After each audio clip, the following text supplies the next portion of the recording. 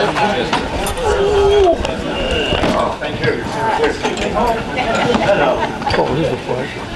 pledge allegiance to the flag of the United States of America and to the republic for which it stands, one nation, under God, indivisible, with liberty and justice for all.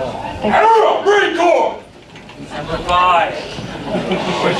Semper Parada. So you learned to talk, Jeff? I did that for Dave's benefit. Okay, enough. Simmer down. Do we have any first-time attendees here tonight? Man in yellow has first hand up. Please introduce yourself. Pardon? What did I do? Please introduce yourself. Where are you from? Charles Cullen from Elwood here. I run the bingo over here on Thursday night. That's okay. Closing an entry over to the pantry. That's what you have to use to get the place. Goes over to the food pantry. Oh, nice. Food to enter. Come and see us. Okay, who else? First-time attendees. First-timers? Mike Wiseman. Everybody knows Mike Wiseman.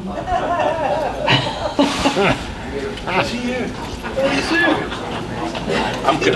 Oh, he's fixing me. Thank you. Okay. Well, thank you to the first-time attendees for coming. So, some of our meetings are light on content and they're very short. This is not one of those meetings, okay? We do have a speaker tonight, and I will introduce him in a moment. Normally, we would recognize Doug Mayhall, the president, before the speaker, but tonight our speaker drove from a long way away. So I'm going to let him go first, and then I'm going to let the vice president and or president give their comments after the speaker is done answering questions. And then we also have the bug assault rifle the bug assault gun to raffle off. So we've got a jam-packed meeting tonight. We've got a regular gun raffle, extra gun raffle. So we have we're going to try to stay on track and keep it moving because we've got a lot of content to cover. Okay, so our speaker tonight, his name is Roger Eddy. He was a state representative for 5 terms.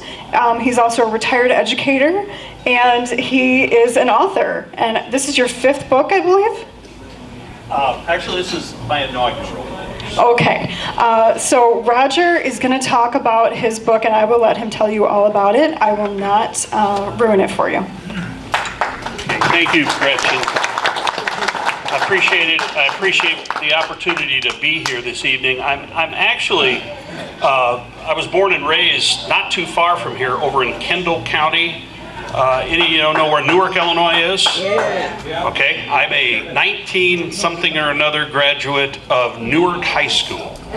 And after I went to Newark High School, I just down the road here a ways, I attended Joliet Junior College to play baseball. And really, literally, that's the only reason I went there. I discovered you had to go to class after I'd been there a while, but I actually did go there just to play baseball.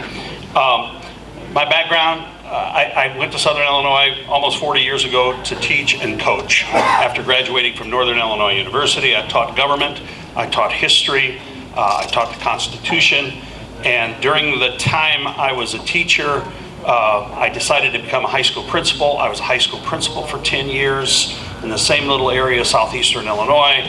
After I was a high school principal, the next step on the ladder is to become a school superintendent. And I was school superintendent in that district for 17 years, during which time I was approached by some folks in Crawford County. Y'all know where Crawford County, Illinois is? Robinson, Illinois. Oh, yeah. It is the home of the Heath Candy Bar. It's where it was invented, in Robinson, Illinois. But some business folks in Robinson, Illinois approached me about running for state representative. And I was very fortunate to have a very supportive group who helped me in many ways. One of those gentlemen came with me tonight. His name is Jack Morris. Jack is over here at this table. And they were able to, with the help of Jim Edgar and Lee Daniels and some other folks, get me elected for 5 terms. During the time I was in office, I learned a valuable lesson about law and constitution. And it was just simply a fact, again, that I had already taught about, that we are a government of laws, of a written constitution. We are not a government of the whims of men who happen to be in power. And I'm going to talk a little bit later about one of those men who has an infamous history in the state of Illinois. The name just kind of makes your skin crawl sometimes when you hear it. It starts with a Blego, and I'll finish that. But you know, I'm reminded as I come to your event this evening about kind of the history of the struggle and the Constitution related to the Second Amendment. And it goes all the way back to the attempt in 1934 with the National Firearms Act to regulate the Constitution and what the Constitution means about your freedom with the Second Amendment, your right to bear arms. And, you know, that attempt was challenged in court in 1939 by a guy named Miller, who was trying to cross from Arkansas to Oklahoma or vice versa with a firearm, and they attempted to charge him a fee for that. And you can't charge a fee related to a constitutional right. That's what the Constitution says. So Miller took the states to court, and in a unanimous decision in 1939, the Constitution was upheld. That fee was found to be unconstitutional, unanimous. Of course, most recently in 2008, that was challenged with the District of Columbia, where they tried a handgun ban. And that case, in a case called Heller, was affirmed. The original case, the Miller case, was affirmed by a 6-3 vote. The point here is it was 9-0. It was a unanimous decision in 1939. It was a 6-3 decision in 2008.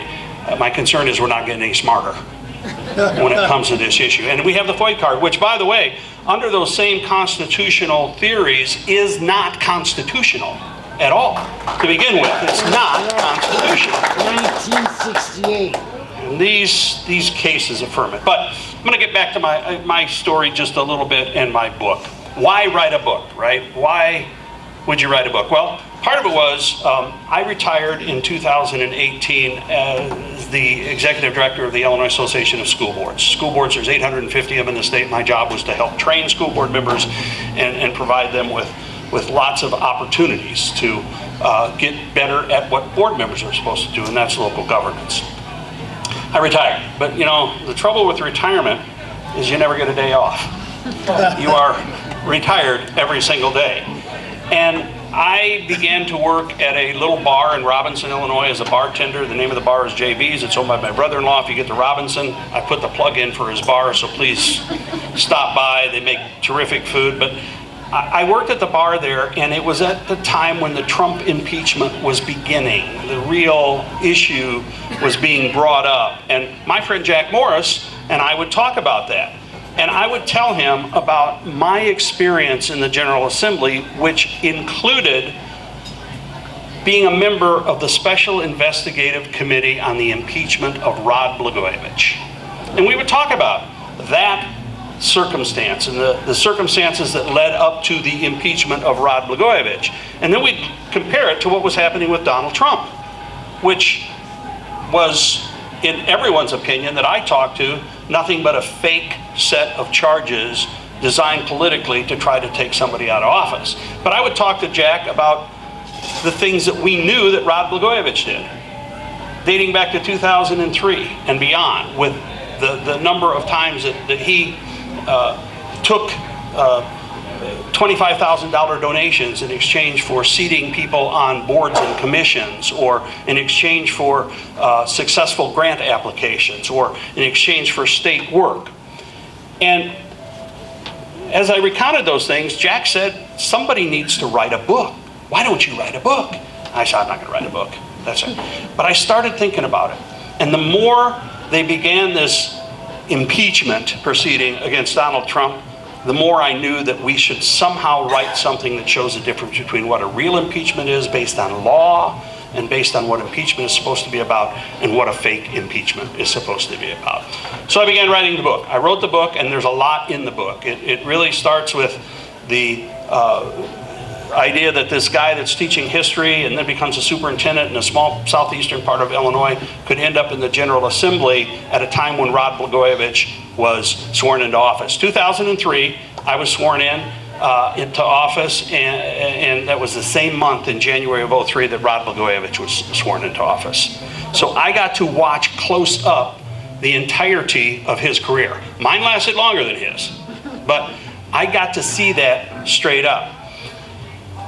As he began to operate what I refer to, quite honestly, as a criminal enterprise out of the governor's office in the state of Illinois, I got to see it on a daily, weekly, monthly basis, year after year after year. Those items were chronicled. We have evidence. We know what he did.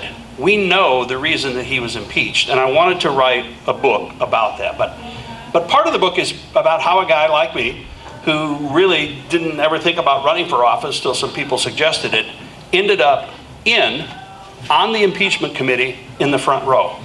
And that's the name of the book, A Front Row Seat. Because I was sitting on the front row in the Special Investigative Committee on the impeachment of Rod Blagojevich. I heard the evidence, I saw all the wrongdoing, and I wanted to make sure that people understood at a time when Rod Blagojevich was talking about he had done nothing wrong. And if you remember, he was trying to seek a pardon for his offenses. I wanted to make sure that people realized, and I could expose the corruption and the abuse of the criminal enterprise of Rod Blagojevich from the standpoint of somebody who was in the front row. So what's in the book? There's a lot of different things in the book. There is a story of Rod Blagojevich. There's a story of me being elected as a state representative. But there are facts. And I'm going to give you one that kind of really describes the type of operation this guy was running out of the governor's mansion. We all know that political contributions take place, right? People support folks politically that they think are going to support their causes. That's okay. That is part of how we run for office, and that's what's necessary to run for office. But as comparison, between 1991 and 99, Jim Edgar raised a total of $11.8 million while he was running as governor. $11.8 million. He had 8 contributions of $25,000 or more. 8. Rod Blagojevich, during his time in office, raised $58.3 million and had 435 contributions of $25,000 or more. 435 times individuals wrote checks to Rod Blagojevich for $25,000, not to him personally, to his campaign fund for $25,000 a month. Think about that. We also know later that many of those checks were coerced out of folks in exchange for state contracts. The details of those state contracts are in this book.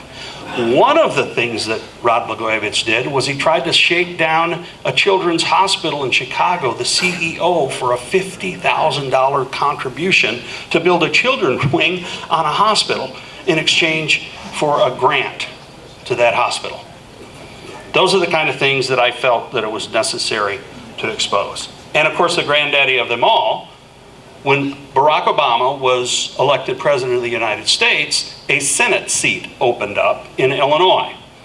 And if you all remember, that open seat was treated as a personal property of the governor that he was attempting to auction off to the highest bidder. In fact, his words when he talked about who would get the Senate seat on a recorded line, his exact words were, "The seat will go to the highest bidder, basically, that in consideration of my legal situation, my personal situation, and my political situation." It was all about Rod Blagojevich. My situation. It needed to be exposed. It needed to be written about. And especially needed to be written about in the context of comparison to Donald Trump's fake impeachment. So on that committee, right, and by the way, it took handcuffs on Blagojevich's wrists for Michael Madigan to do anything about this anyway.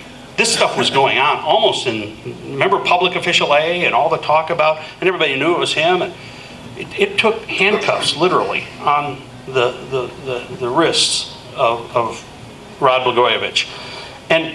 And all the time this was going on, we had this other Illinois figure, Barack Obama, who was kind of on an apex to become, and they were political rivals. The two of them were rivals. And one, of course, we know, ended up in the White House, and the other one in the big house. It's kind of how that turned out. We just saw time after time after time the corruption. So the committee to recommend to the House of Representatives in Illinois as to whether or not this guy should be impeached is a bipartisan committee made up of 15 people. There were 9 Democrats and 6 Republicans. I was one of 6 Republicans on that committee. I sat in the front row, as I've mentioned. The vote to recommend impeachment of Rod Blagojevich to the full House, 15-0. Bipartisan, 100% down the line. Everybody in that room agreed. So then, the Illinois House has to take up the recommendation of impeachment. When we took up the recommendation of impeachment, the Illinois House of Representatives, which is at the time a supermajority of Democrat members, voted 114-1 to impeach Rod Blagojevich. And the Senate later voted 59-0 to impeach Rod, or to, remove him from office. And all the while we're reading about all the things that he did, and him, of course, talking about how he had done nothing wrong. I wanted to make sure that this piece of Illinois history, first time in 200 years of this state's history that a governor was impeached. And that's what's in the book, and I'm happy that I wrote it, and I'm happy that the historical account of what happened is available to people. Rod Blagojevich did not do this alone, however. He was enabled. In July of 2006, Congressman now, Mike Bost, and I sat together on the House floor. You remember when Blagojevich was calling everybody into session for these special session days all the time, and we wouldn't do anything, but he was in this fight over the budget, and he wanted to add universal health care, and he wanted to add all kinds of spending to the budget. And Madigan, no one would go along with it. Well, one day we were called into one of those special sessions, and there was a news report that Blagojevich, for one of the few times ever, was in Springfield. He didn't come to Springfield very often. He kind of lived in Chicago and stayed in Chicago. But he was jogging out in Washington Park where we're on the House floor. Mike Bost, my friend, stood up at that time in 2006 and said, while we're here and we have nothing to do and the governor has called us into session and has no budget for us to vote on, I think we should begin impeachment proceedings in 2006. Didn't happen until 2009. And in 2006, much of what's accounted in this book had already taken place, and it was public record. The problem was that Barack Obama was on this ascension to be president, and there was not going to be an impeachment trial of a fellow Democrat during the time Obama was making this national ascension. And if you remember, he defeated Hillary Clinton, actually, in the primary before he became president. The timing was bad for Mike Madigan and the state Democrats. They did not want to go after one of their own during the time that Senator Obama was ascending to the presidency. After Barack Obama was elected president in November 2008, December of 2008, Rod Blagojevich was arrested, and in January he was impeached and removed from office. Not until, and by the way, there's other stuff in the book about a guy named James Comey, Fitzgerald, Strzok, Page. Those folks were part of what was happening back then. So if you enjoy a good history book and you enjoy a book about Illinois and one of our most scurrilous times in our political history, I think you'll enjoy the book. I think you would enjoy the book. And I'm going to be here. Now, I'm going to also entertain any questions you have, because I know Springfield and politics. One of the things I learned in Springfield during my 10 years there was how a bill really becomes a law. Not the Schoolhouse Rock version that you hear on TV, but how a bill really becomes a law. So if you have questions about either the Blagojevich years or anything having to do with representation in Springfield, I'd be happy to try to answer questions. Yes, sir. How much of a, was Blagojevich sort of just thrown under the bus by Mel? By Madigan? Mel. By Dick Mel? That's a good question. Of course, you know that Rod Blagojevich's ascension and his ultimate demise came as a result of his relationship with Dick Mel at the beginning. And some of you folks that understand or have studied Illinois history know that Rod Blagojevich became a congressman. He actually worked first for Richard Daley in the state's attorney's office after he went to Northwestern, got a history degree, then he went out to Pepperdine. And he talked about how he was a better surfer than a law school student because he never really went to class very often. These are his talking points when he was running for governor. This guy is the one that was elected governor.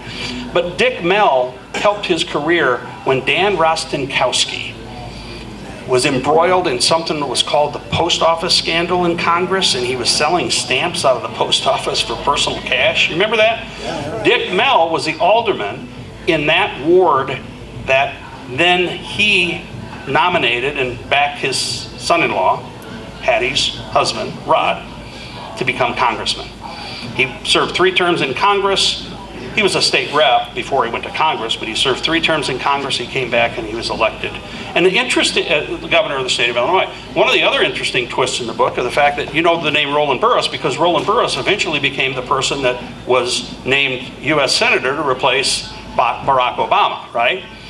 The first primary, or the Democratic primary that catapulted Rod Blagojevich to the governorship in Illinois, you know who he defeated? Roland Burris, who later became his choice for that U.S. Senate seat. So Dick Mel had a lot to do with his early success. But when he was governor, for some inexplicable reason, he decided he was going to pick a fight with Dick Mel over landfills that Mel owned throughout the state of Illinois. He directed the EPA over some kind of family quarrel, basically not to issue a site license to one of Dick Mel's companies. So after that, he had no support from Dick Mel. I always sort of thought that Dick Mel, when his daughter brought Blagojevich home, looked at him and thought, let's get this guy in the governor's office, we can control him. Probably. That's a good point. He probably thought in the governor's office, he's here and we can control him. He's not in D.C. Yeah, probably. Now, remember I said the vote was 114-1 to impeach him? You know who the one vote against impeachment was? Debbie Mel. Dick Mel's daughter was a state representative, and she voted against the impeachment of her brother-in-law. It was a surprise. Yeah, so family picnic stuff, I guess. I don't know. Of course, we're talking about Chicago politics now, and you want to really get slimy, you talk about Chicago politics, because there's a lot that goes on here. Other questions? Yes, sir. Yes. As far as corruption goes versus, what you saw versus what's going on now in Slime City down there in Springfield, what differences do you see? Have there been any improvements? There have been laws passed. He asked the question was, what's the difference between now and then? There have been some laws passed to try to clean up some of what happened during Blagojevich's years. But there are so many loopholes in those laws, you could, you run a semi-truck through those loopholes. Ethics reform this year was half done. And I think if you read much into what they did with ethics reform, it's half done.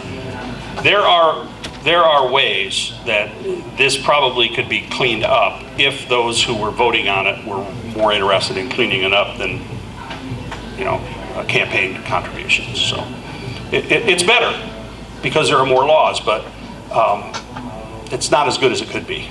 Somebody else had their hand up. Yes? Well, why do you think he was pardoned? Why do I think Blagojevich was powerful? To begin? Pardoned. Well, that's another good question. And I got a story. Congressman Mike Boss is a close friend of mine. He's in D.C. now. him and I were on the House floor the day that he called for the impeachment of Blagojevich, and I stood up and I said, I agree. I took the Constitution off. I read the Constitution and what impeachment was, and just for cause, right? So whenever Donald Trump started talking about pardoning Rod Blagojevich, Mike Bost, Darren LaHood, Rodney Davis, and the rest of the Illinois Congressional Republican delegation went to the president and said, President, you do not want to pardon him. This is a bad guy. What happened after that was, instead of a pardon, his sentence was commuted. That means that it was time served. He is still a convicted felon. So he was not pardoned. The president was sympathetic to the fact that Rod Blagojevich had 2 daughters. They had seen their father in prison. He had convinced him somehow that, I think, Comey was involved in his impeachment, and Comey was also involved in Donald Trump's impeachment, and there must be an angle there, and both impeachment were the same. But that's why I wrote the book. I want people to know they weren't the same. And now, whether or not 10 years was enough, that was Donald Trump's, he has that power as President of the United States. That was his thought, that I'll commute the sentence, but he did not pardon him, which I think is the right move. Didn't Vargas engineer that? Mike Vargas, yep. Mark Vargas. Mark Vargas engineered that, yes he did. He's a high-level operative that was able to get Patty Mel in front of Donald Trump. He's got a radio show before us. Yep, that's Mark, yep. Yes, sir. So the first thing you brought us today was U.S. versus Miller case. Yes. But you positioned it as a win when in fact the U.S. courts appealed that to the Supreme Court, and then Miller lost. And that precedent stood for 70 years. And that's one of the reasons why we had the Gun Control Act of '68 and so on and so forth. How do you picture that? Well, I think, and my point is very simply that we are a government based on Constitution and not on an individual's belief or a government's belief in some ways to stifle the authority that and the freedoms you have under the Constitution. And that those cases, and again, back to the point, that point is that even the FOID card defies the Constitution in that your constitutional right to bear arms is not affected by the whims and laws of states or Congress. That the courts have to uphold those. And eventually, that's our hope. But things, every time and I think it was the St. Valentine's Day Massacre that brought about the 1934 National Firearms Act. Every time there are these mass shootings, every time they use this as an opportunity to try to pass laws that infringe upon constitutional rights. There was another, yes sir. Yeah, if you want some insight into Blagojevich's mindset, they should still be out there, the WLS radio website. He was doing podcasts. And I'm not a Blagojevich fan. I think he should still be in jail because he would have signed any gun ban bill that came across his desk. That's why I think he should be in jail. But you have to realize the environment that he came out of, he does not think he did anything wrong because that's the way things are done in Chicago. And his podcast, he'll tell you, not him personally, but he knew that elections were stolen. Okay? That's how Chicago is. When you talk about we're governed by a constitution, well, we're really not. We're a democracy. The Illinois state government is probably a RICO, a racketeering influence corrupt organization. And you get you're saying, oh, the Democrats were so altruistic, they voted unanimously. They didn't vote unanimously because they thought he did something wrong. As he had crossed Madigan and Mel, and it was time to jettison this clown because he wasn't with their program. talked about that a little bit on his webcast, that he was trying to, Madigan was trying to push a tax hike in Blagojevich, Wisconsin. Not that I'm a fan, but let's be true about how Illinois operates. Okay. Pritzker, I was going to say Springfield, Pritzker downtown where he lives has no regard for the Constitution or any of us. It's a left house. Let's be clear. Well, the truth of the matter is, J.B. Pritzker's on the phone calls. Yes, right. He's part of, he's one of those folks that we're talking about the U.S. Senate seat. During the trial, the judge said, we'll let all the tapes be heard. And there's only a few sections. Yep. Not all of you didn't hear them, did you? Yeah, well, we on the committee were able to hear the tapes. We couldn't talk about it. We had to sign an affidavit at the time because they were going to be used in a federal case. Are you still sworn? And we weren't, no. And I tell you that he was one of the individuals who was speaking with Blagojevich's operatives and Blagojevich himself about maneuvering for the U.S. Senate seat way back then. Everything in Illinois is the same. And you know, I bring up the fact that, and one of your points is really, really important, that this is not necessarily a one-party enterprise. My book is about that. Probably could write other books about other types of corruption in the state of Illinois. In fact, you could probably write many, many books about lots of different corruptions in the state of Illinois. Mine happens to be about one that I was in the front row during the time that it happened. I had all kinds of artifacts from it, and I wanted to make sure that that story was told and that people understood the difference, because there is a difference between what Rod Blagojevich did. And I think about this. He was allowed to do what he did until Barack Obama was elected president. And as soon as that election was over, guess what? He was in handcuffs. A month later, he was impeached and removed from office. They were never going to do that while there was politics to be played in Illinois with that same group of people. I'm probably, time for one more maybe? Or? Yeah, you're fine. What about Madigan?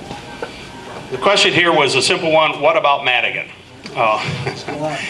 He's obviously, after almost 4 decades, no longer in the House, and he's no longer Speaker of the House. And how much did he know of this that was going on? Mike Madigan doesn't have email. He doesn't have a cell phone. He doesn't have the types of things that people subpoena and look into. So as far as real evidence is concerned, but I think Michael Madigan, the man that I knew as Speaker of the House, was bright enough to know what was going on before, because it was so publicized, and he's right in the middle of it. I think it had a lot to do with the reluctance of impeaching someone in his own party during the time someone else in his own party was moving up the political ladder. My understanding is that basically he sat up in an office and he had somebody on the floor, and that person would get a law or something like that, and he'd pass the law, and if he had a question, he had a phone, and he'd just call up to Madigan and say, hey, this is what's going on. Who's he? He would do that. I have no idea. I don't know the guy's name. So one of the things I said about the book is, in the book there's a description of how a bill really becomes a law, not the Schoolhouse Rock version. And you can tell that what we learned about how bills become laws aren't really the way it happens because of the kind of influence that some people have over the lawmaking process. And obviously, after 4 decades of being the Speaker, or close to that, Michael Madigan had a lot of influence over what became law. In Illinois, the way the rules are written in the Illinois House of Representatives, the Speaker of the House has sole control over whether legislation moves or it doesn't move out of committee, out of Rules Committee, and onto the House floor. It really is. That's the way bills become laws, by influencing the person who has that one that control over the process that way. But he wouldn't technically be down on the floor, as I understand. No, Mike Madigan was on the floor maybe 10% of the total time that we were on the floor. If he was on the floor, it was news. You figure something was going to be going on. If Mike Madigan actually was showing up on the House floor, you figured something was going to be happening. Otherwise, he wasn't down there. And that's another whole story I'm sure we don't have time to and time for, and that's how switches are voted in Springfield, and how, many times the representative doesn't vote their own switch, yes or no. The switch is voted by staff members and others, and usually there's a little book that has up and down arrows for the staff to know that if you're in the conference room somewhere, that you're supposed to vote yes or no on certain bills, and they just push the button for you. So there's a lot that happens that and again, I was a history teacher, I was a government teacher. When and if I teach history and government now, I teach it much differently than I did before I went to the General Assembly for 5 terms. Much different. There's a lot more reality in it. So, we're out of time. I know you have a lot going on, but yes. I just got a real quick question. This is a personal question on how you would believe this to be true. So I know there's a lot of groups out there, they're getting bigger and bigger and bigger, that are going to the federal courts and they're becoming back again to state residents versus U.S. residents. Have you heard about those people? No. Yeah, you'll have to. I'd be interested in that. Yeah, so it's done legally under the Constitution, but you got to go to the federal. It takes a long paperwork process. Okay. But you got to redo your birth certificate, and all this stuff's being done. But I'm not aware of it. They're no longer U.S. citizens. They go back to the original state citizens. So there's state citizenship, not and it's being US. done. I had not heard about. Yeah. But thank you for the opportunity to come and talk about the book. I'm going to be here. If anybody's interested in the book, I have copies over at this table. They are $20, and when I do groups like this, I donate a portion of the proceeds back to the group because I kind of want to get out and support groups that support the Constitution. And when I was contacted, I found out it was the first question, what about your group? She told me about the group and said, yes, I'll drive the 3.5 hours to come up here and talk to a group of people who support the Constitution of the United States, and I know that you guys do. So thanks for having me.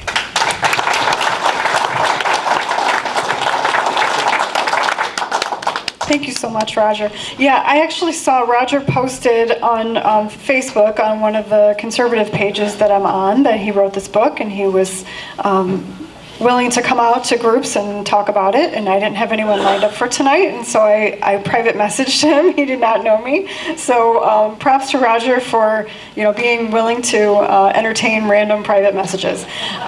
So the next thing that we're gonna do is I'm going to let David talk about the bills that are working through the Illinois General Assembly. We have a lot of members and frankly non-members who are up in arms about the ISRA stance on some of the bills that are working through the General Assembly right now. And so David's going to talk about why that is, what's going on, and what we can tell the people that we talk to who are up in arms about it. Thanks. So how many people are ticked off because we were quiet about, Okay, so here's the deal. And this really tags on to what he was saying. There's a lot of stuff that goes on in the background that we can't talk about. And I can't tell you what it is because we can't talk about it. But it's not simple black and white, all the Democrats line up and decide they want something, and all the Republicans line up and they want something. Because if it was that simple, we wouldn't have anything at all. Guns would be illegal in the state of Illinois. So there's a lot of negotiating that goes on in the background, and sometimes the people who are doing the negotiating don't want it known that they're talking to us. I mean, there are all kinds of very intricate things that go on. Now, this bill is a good example. So, first of all, the sentiment is because of principally crime in Chicago, to be frank, but the crime rate in Illinois is ridiculous. Can you specify the bill you're talking about? Pardon? What bill are you talking about? Well, I'm going to get to it. Hang on. So even the governor feels just a compulsive need to do something that will appear like we're trying to address the crime problem. So there are two bills that were put up. I want to take one step back, though. We took a lot of heat over Justice Kilbride. Remember that, Doug? Yeah. Took a lot of heat over Illinois Supreme Court Justice Kilbride. And I want to clarify exactly that situation because it kind of impinges on everything. It can be said, I think fairly, that Justice Kilbride was a good friend of Madigan. I think that's probably appropriate. He was joined at the hip of Madigan, and he was a Illinois Supreme Court justice, except he was a pro-Second Amendment guy. Now, Illinois State Rifle Association is a one-cause organization. We don't, individually, we have our own beliefs about everything from, abortion to you name it. We all have our own individual thoughts on it, but not when it comes to the Illinois State Rifle Association. The only thing that we focus on is the Second Amendment. And Kilbride basically always came through. So we recommended him when it came up, he was up for a re-election. I don't know how many of us actually voted but for Kilbride, but not enough, whoever it was, because he didn't get re-elected. But let me tell you what happened as a result of that. They redistricted it now, and that the Illinois Supreme Court it's definitely not Second Amendment. You're not going to get something pro-Second Amendment out of them now, and that's because Kilbride got booted off. So there's this strong sentiment, even by the governor, that we have to do something. You know how that works. It's that way with liberals across the entire United States. Every time the crime rate goes up, they have to do something about it. They don't think it out, they just have to do something about it. So 2 bills were introduced. House Bill 1091, Representative Stonebeck did that one. When I didn't, but when our lobbyists looked at it, let me just tell you, I gave you a handout, I'm not going to cover everything, but let me just tell you a couple things that are on it so you get a sense of it. This is House Bill 1091. Mandatory fingerprints. You want a FOID card? Mandatory fingerprints. Wanted to increase the fee, and here's one of the most onerous ones. If you wanted to apply for a FOID card under 1091, you had to go to a police station to apply for a FOID card. Would that have a chilling effect or what? Then they also expanded the clear and, this is like the red flag thing, the clear and present danger significantly expanded because they said including any act, to quote, any act that's intended to cause or, come on, move. Or, my iPad is acting up. Intended to cause or create a risk, or does cause or create a risk of death or great bodily harm to one or more persons. So just anything whatsoever would qualify for confiscating firearms and losing your FOID card, and if you had concealed carry. It would ban the private sale of firearms. Literally, you'd have to go through an FFL. If you wanted to give your kid a firearm, you'd have to go through an FFL. The maximum FFL charge that they could put on it is $10. I don't know of any FFL that would do it. $10 it just doesn't make sense. Then they also had to use the proprietary live scan fingerprint system. The Illinois State Police was going to charge you for a national criminal background check. Your FOID card was going to drop from 10 years to 5 years. And all told, when they added it up, you were looking at about, when they added all the fees and things they wanted to add on, you're looking at about $75 for a FOID card. Now, that was 1091. The other bill that came out was 562. This is the one that we were vocal about not liking 1091. 562, we didn't come in at all. We were neutral. And here's why. First of all, the good points that are in 562. FOID would auto-renew with your concealed carry. They were going to consolidate the FOID. Well, 562 passed. They're going to. Let me say one thing about they're going to. When they pass a bill and it becomes a law, they still got to go to rulemaking. So there's still some of the things that you think were going to happen may not happen the way you think, because they'll go to rulemaking, and there's massaging that goes on there. But anyway, they want to consolidate the FOID to concealed carry. They're talking about doing an electronic version rather than paper. So it would improve the process for FOID to see concealed carry with the Professional Appeals Board. They want to add a public defender to the Appeals Board. If you're not familiar with the Appeals Board for concealed carry, they were all handpicked by the governor, and it's pretty safe to say that none of them were in favor of the Second Amendment to begin with. So the Appeals Board was kind of a joke. So part of this is they're going to add a public defender to the Appeals Board. The board will issue summary decisions within 45 days. They're going to eliminate the issue of change of... Anybody in here ever tried to change their address on a concealed carry or a FOID card? Oh, you have no idea what the treat is. Oh, that's right, you did, didn't you?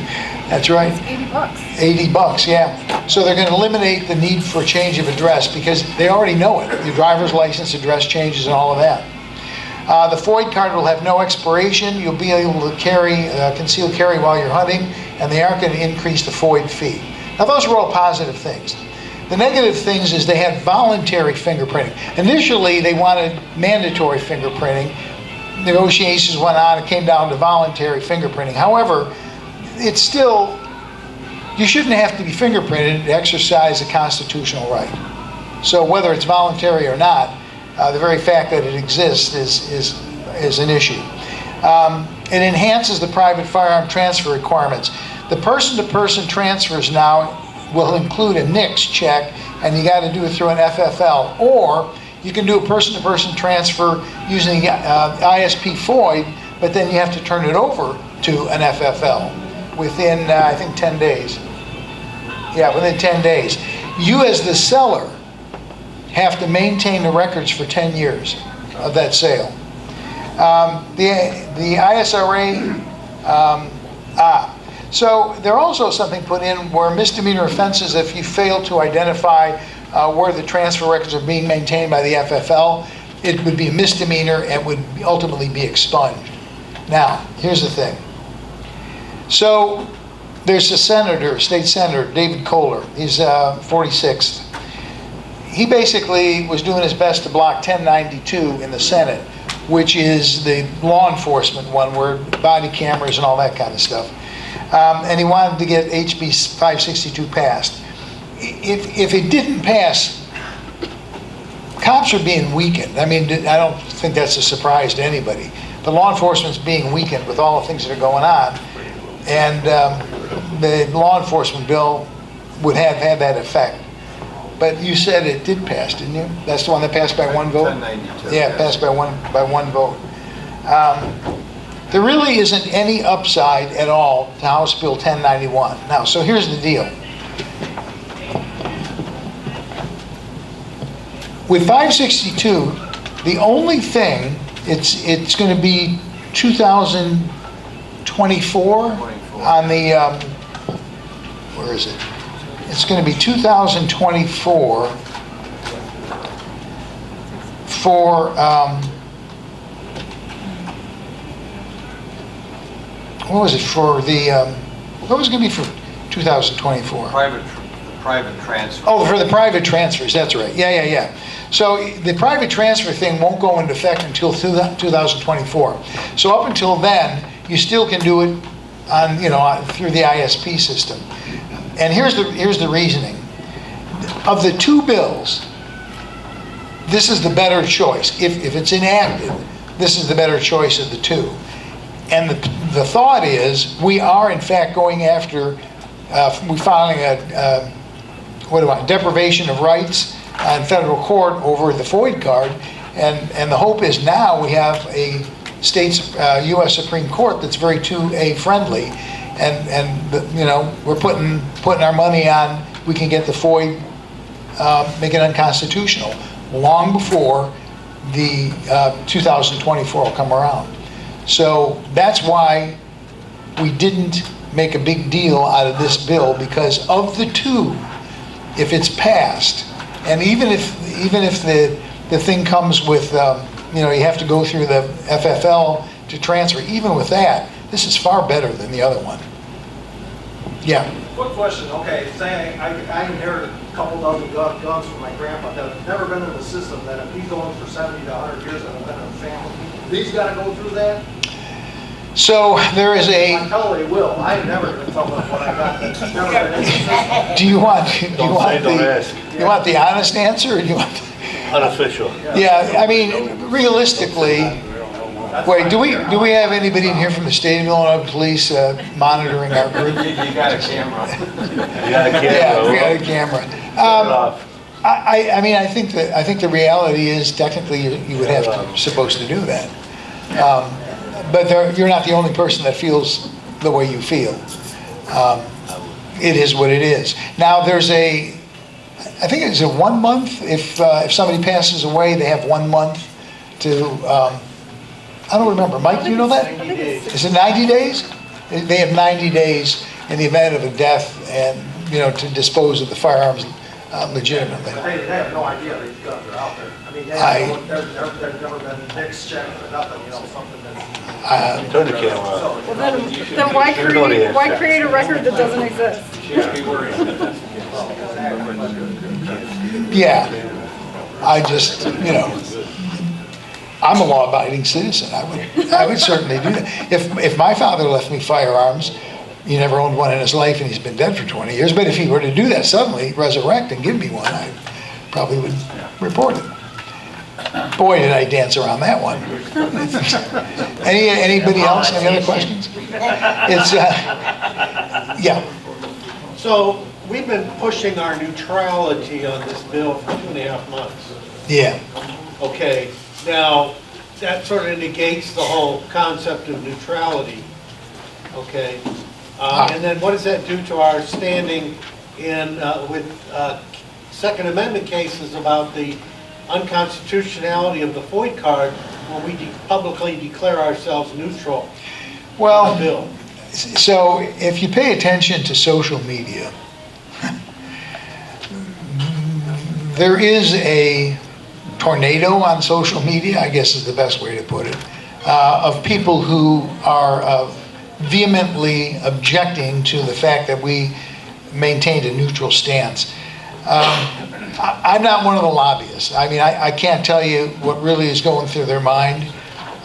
If you out and out support a bill that does have onerous things against the Second Amendment, then you're going to have an avalanche of people who say you supported this bill. So it's like you're damned if you do and you're damned if you don't. If you just keep your mouth shut but you are open about you don't like the other bill, then that sort of, I think, leads people to support the one you did. But there's been a real social media issue over this, and we're trying to deal with it. I mean, I don't know what else to say about that. Can I make one last comment on that? Yes, the social media is out there. And as ISRA leadership, or former ISRA leadership, we know it's out there. And yet, we can predict the future and we can go, you know what, it's possible our members aren't going to like the looks of that. And what do we do? What do we show them from the mountaintop? Do we show them anything that gives them any reason to believe that we do now. On top of it? Now that the bill is passed, we actually have a statement that's being issued that'll go out. Probably Tomorrow. Tomorrow it'll go out, yeah. It's been worked on For months. before, and this is a long-standing problem. These bills, I think it was over 4,000 pages on these two bills that have been worked and reworked and reworked. You can't believe all the time that has gone into this thing. And being neutral on 562, one of the bills was going to pass. That they have the votes to pass it, and the 1092 was veto-proof. He wouldn't veto it anyway, but it got 72 votes. That's the firearm thing with and so that passed. 562 or 1091, one of those two was going to pass. There was no doubt about it. we were told in no uncertain terms that it was gonna pass. Yeah. Okay. From a public policy perspective, for a single issue interest group, it is not in your interest to ever make a deal with the devil, so to speak. Because you live and die on that one issue. In this case, gun rights. Okay? What do you mean Make discussions behind closed doors, okay, but publicly, a single issue group cannot waver in its support of its single issue. In this case, gun ownership rights.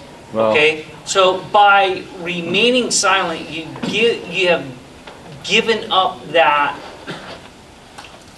perspective to your own group, then, or I should say us, because I'm a member of the ISRA. That then you created. You'll never hear Planned Parenthood go back and say, well, we're going to remain neutral on this pro-life bill. Never. No matter how much support that pro-life But bill Ben, gets, you- you never hear that The from pro-life Planned group never Parenthood. sits down with Planned Parenthood and negotiates. That doesn't happen. Okay? So you've got, I mean, this is, see, and I hear this on the internet. People say this. This is exactly what they say. You draw a line in the sand. Okay, draw a line in the sand. Then what? People I understand. will they'll write stuff that I respond to, or they'll actually call me and they'll say what you just said. They'll say, you're a special interest group, draw a line in the sand. Why don't you get rid of the FOID card? Pre-site, what is there, somebody standing behind me? How am I going to get rid of the FOID card?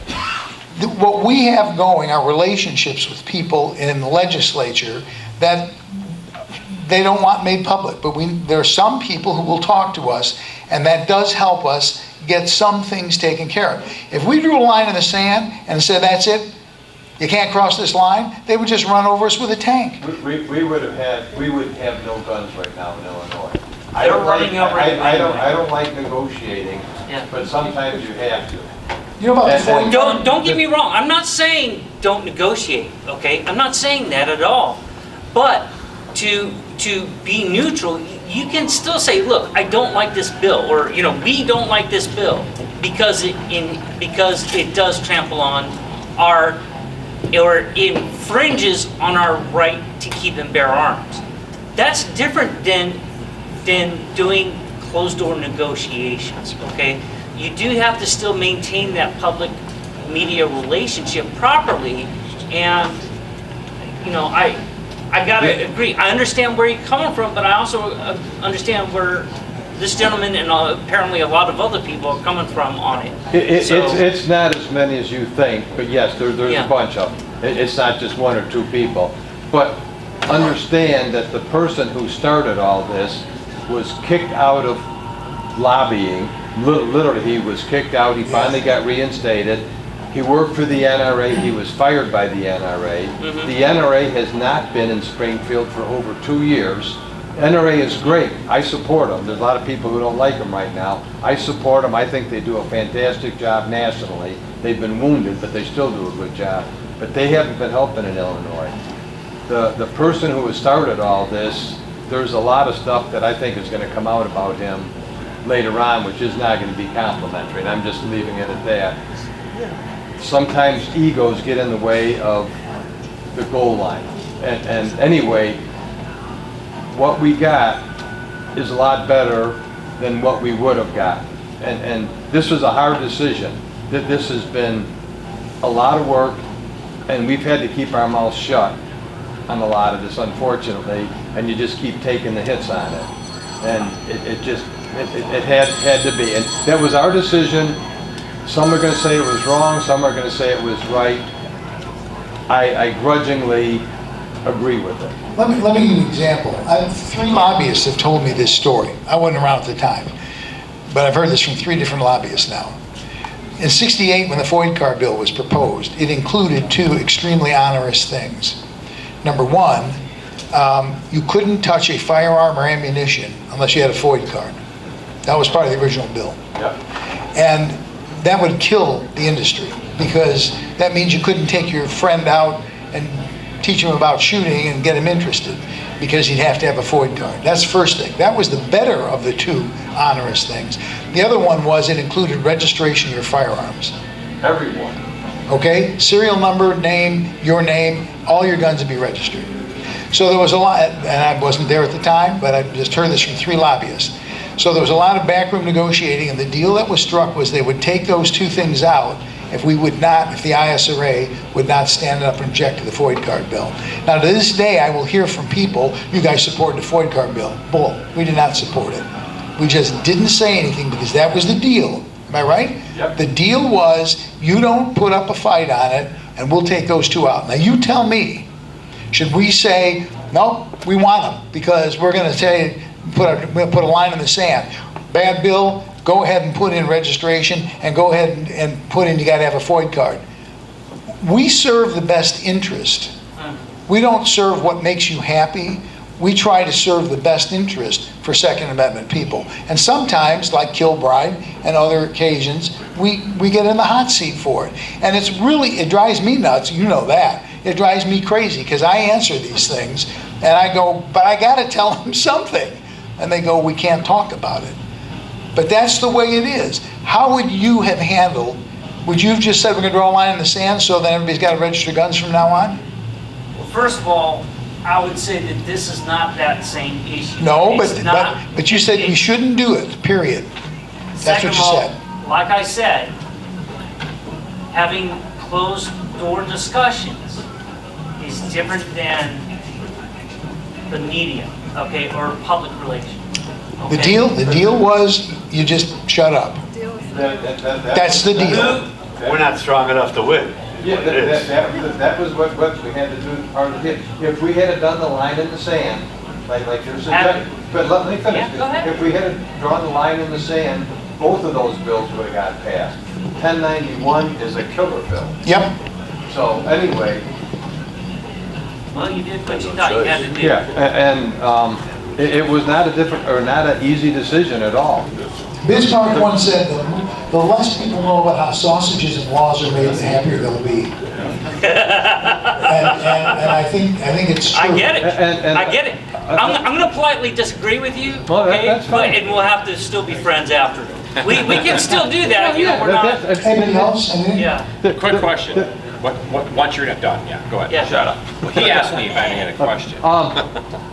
Just so you are aware of the person that started this, my personal rep from years ago, and my personal senator from years ago, Christine O'Donnell and Renee Kozel, absolutely despise this guy that's causing all these problems.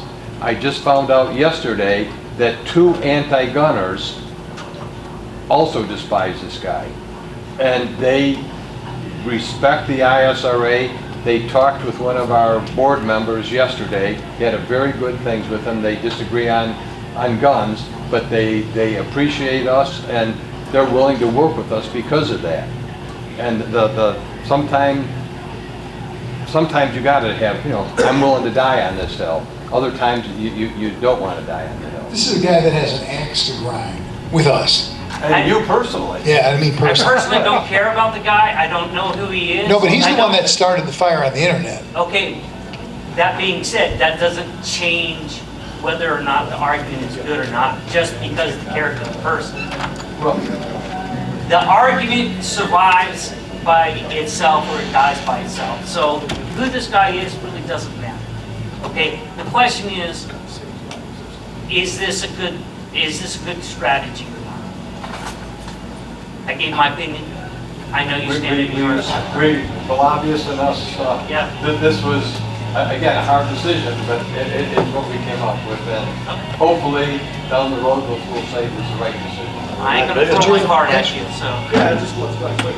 I mean, I kind of agree with both of you. My uncle was a state rep for quite a few years, so I know the game you played down there. I've been at ISRA for quite a few years, so I understand all this, but, it's very bad optics. Like I agreed on this, the Rural Sports Club Board of Directors unanimously voted no confidence in the ISRA. Yep, I was president for 8 years there. I mean, that's the bad That's why you're optics not that's kind of hurting us. You know, that's, So that's, let that's me, what's out there right now. I was president there for 8 years, and the guy who's president now, I'm not saying they're right or wrong, I'm just saying that there's a Well, lot of bad optics out the there right individual now that we are talking that about, that are seeing this, they need to know the full story, and I know a lot of people Well, don't understand how we- it works down there. You're never can gonna hear explain the a little full bit of story. this. Yeah. the individual that we're talking about is a member of Aurora Sportsman's Club, and he did a behind everybody's back end run. It's a long story, but when I wanted, he wanted to do things, and I said, well, I want to see a business plan. I want to see a business plan. He wants a shoot house. I want to see a business plan, okay? He didn't like that. And so behind my back started fomenting he had a group of people there, and they showed up for the election, and no one knew that was going to happen. And normally the elections are like 50 people, and the incumbents get reelected because they're happy with what we've done. And so I got booted out as president. And it's that individual who goes around. I mean, I don't think he's even been in Springfield for over a year. Well over a year. Yeah, well over a year. This whole last session, the year before, he was not. He has convinced been people that basically if it weren't for him, we wouldn't have concealed carry. Literally, that's what he's convinced them. It was almost because of him, we almost did not have. Exactly, yeah. And he's just, all the information that this small group of people get over there at Aurora, because we have 2,500 members, and all the information they get about him is from him. They don't hear from anybody else. So they're sort of like his acolytes. And he wrote that thing, he wrote about from ASC, and Yeah. it says something to the effect that several of the board members contacted Doug Mayhall, president of ISRA, and it's 100% a lie. Didn't happen. This one person is the only one that This did. is just an example, I mean, I'm on a lot of His and there's some bad optics are bad, but Yeah, I'm he's, not saying his name, it just, I know what you're talking about. we are, well, most people do, but our ethics are 100% above board, and why somebody would put his personal thing against gun rights, I have no idea. well, and you know what? It was so important to him that he got all in a dither over this. He never went to Springfield over this thing at all, not one day. He wasn't out, he didn't participate one day Why was this so And he's a important? lobbyist, he's got. because he doesn't like the ISRA. That's it. It's That's got it. nothing about guns. You have No. a question, Jeff? Yeah. So, Yeah. quick question on, so all these anti-Second Amendment House bills and Senate bills and whatnot, what happens to class action lawsuits on every fucking one of them? I'll tell you exactly.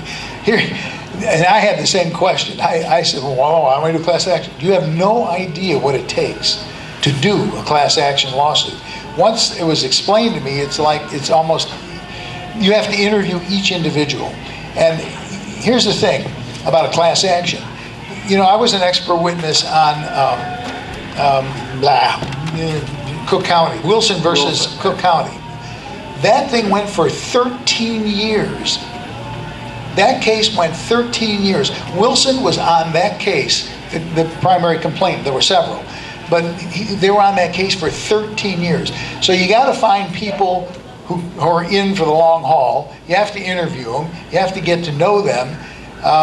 It's really, really difficult to have a class action So the lawsuit. question is, with a class action, they can't pass it while the class action's ongoing, correct? No, they can't. They can? Yeah, the class action doesn't stop anything. Oh, okay. Yeah, doesn't stop anything.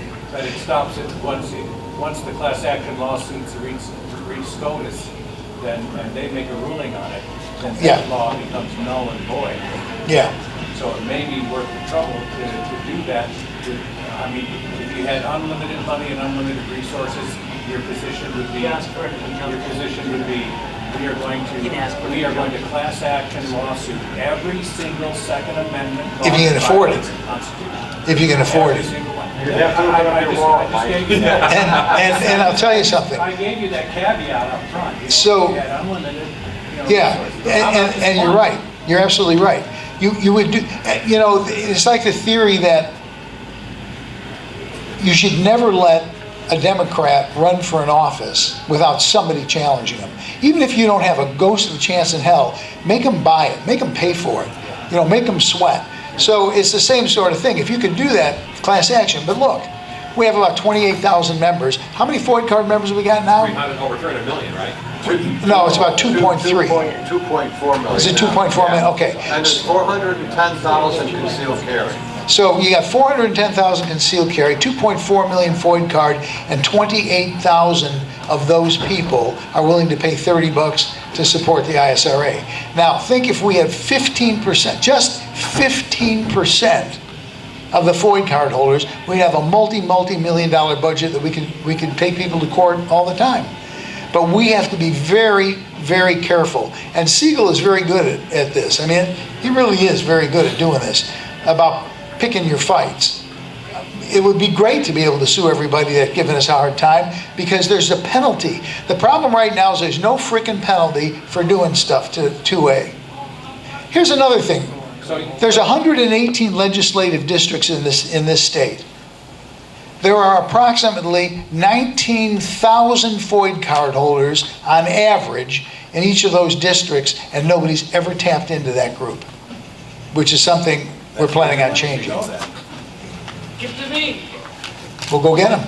So, question. Yeah. So, as an instructor, NRA, and concealed carry, and all your stuff you do, how many students have you came across that had no friggin' idea who the ISRA was? Because I can tell you, over 80% of my students have no clue what it is. You're absolutely right. So that's a marketing thing.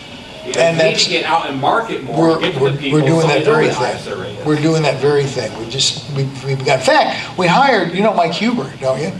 Was that? You know Mike Huber? Well, of course. Mike Huber now works for ISRA. Correct. And that's part of what he does. We're going after members. You have two sort of groups when it comes to membership. Our membership stability is about what, all the time, 22, 23,000 probably, somewhere in that area. These are people who believe in what we do. Okay, they're not asking what's in it for me. Right. They're going, I'm giving you my money, either life or $30 a month, whatever it is, a year. I'm giving you my money because what you do in Springfield and what you do with litigation, all that stuff matters. I get it. That's a stable base. We have to increase that base. The problem that's not a problem, but what does happen is every time there's a crisis, it's like, you know, people praying. Everything is cool until you know what hits the fan, and all of a sudden they're praying. They haven't prayed in like 20 years, and now all of a sudden they're praying, right?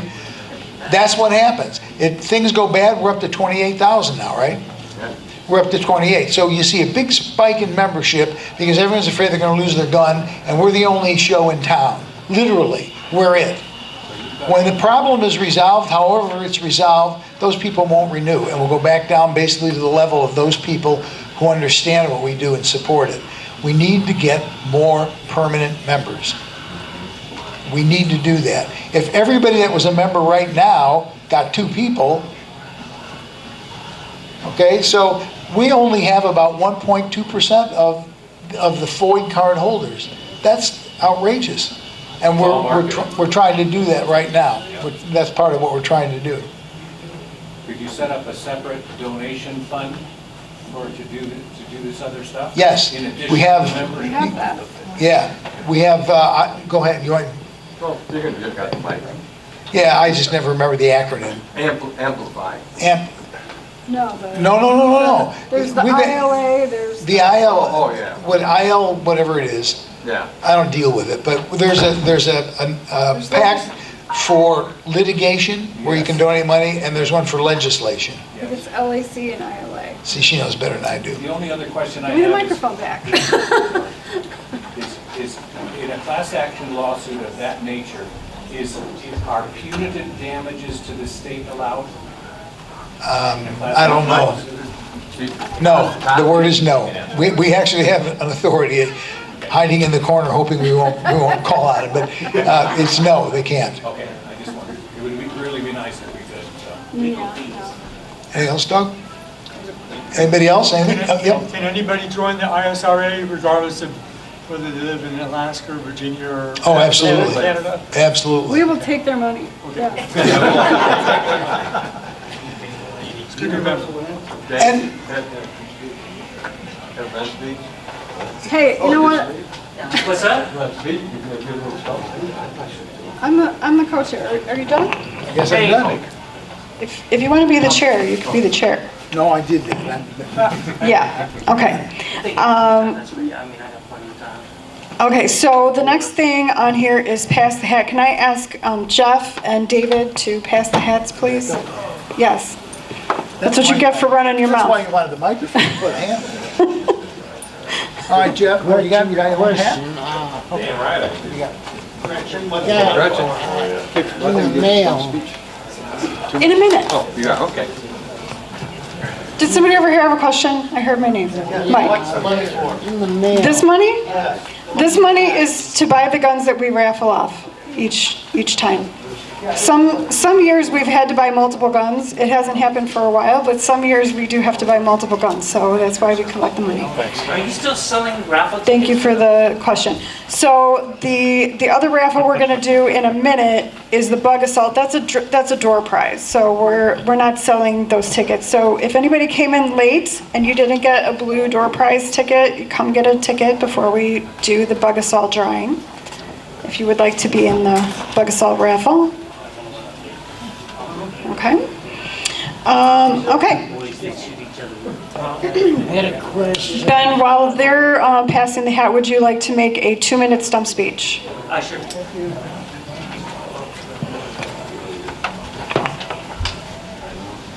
Okay, I've talked to a number of you before, for those who've been here. Yes, sir.